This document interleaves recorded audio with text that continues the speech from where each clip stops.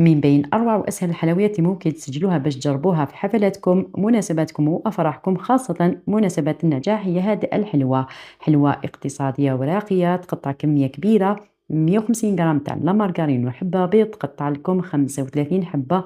وصدقوني من أروع وأسهل الوصفات اللي ممكن تجربوها.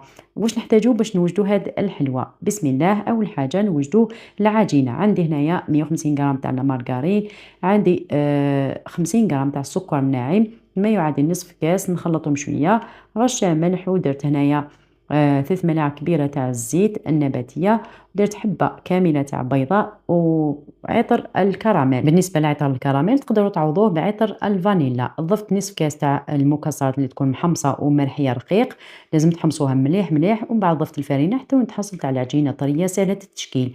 هنايا مباشره نشكلوهم في هذا الليمول ولا أي مول متوفر عندكم. يعني هاد الطريقة اللي وريتها لكم شحال من خطرة بزاف سهلة، وتقدروا تخدموا كمية كبيرة في وقت قصير. من بعدها نطيبوهم في فرن مسخن من قبل على 170 درجة مئوية، ما يشدوش وقت بزاف. ومن بعد غير يطيبوا نخلوهم يبردوا، نعاود نستفهم هكذا في سنيوة، ونجيب هنا الحشو الأول. أنا استعملت هاد الشوكولا تاع المعجن، شوكولا روشي، خلط لها شويه تاع لافويتين اللي كنت تاني رحيتها، ما رحيتها شويه برك هذيك لافويتين، وخلطها مع شوكولا روشي. ومن بعد درت الطبقه الاولى من هاد الشوكولا قيس ملعقه صغيره كقاعده، ومن بعد درت هنايا شويه تاع الجوز اللي كنت قطعته غير بيديا.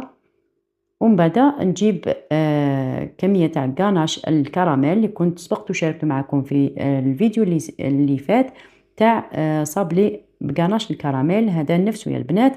نديرو هكذا كطبقة فوق حبات تاع ولا أنصاص حبات تاع الجوز. من بعدها جبت هنا كمية تاع المكسرات، تقدروا تستعملوا كاوكاو ولا لوز اللي كنت حمصته ورحيته متوسط، نحيتلو كامل هذاك الرطب، وزينت هكذا فوق هذاك الكراميل. ومن بعد درت هنا خطوط من الشوكولا، ودرت تاني حبات تاع اللوز اللي درتهم في خليط تاع الجلوكوز والعسل. وشوفوا لي الشكل النهائي تاع الحلوة تاعي، صدقوني جات بزاف بزاف بنينة، يعني حلوة معمرة بالبنة ومعمرة بالتقرمش، لازم تجربوها.